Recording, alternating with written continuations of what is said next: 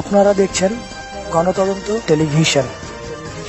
টাঙ্গাইল সখীপুরে ছাত্র এবং জনতার বিজয় মিছিল রিপোর্ট করেছেন নাসির আহমেদ আব্বাসী।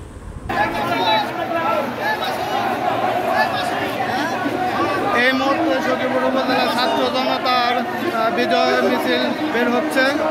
আপনারা দেখতে পাচ্ছেন উপজেলা ছাত্র জনতার বিজয় মিছিল বের হচ্ছে এই মুহূর্তে। আপনারা সবাই দেখতে পাচ্ছেন।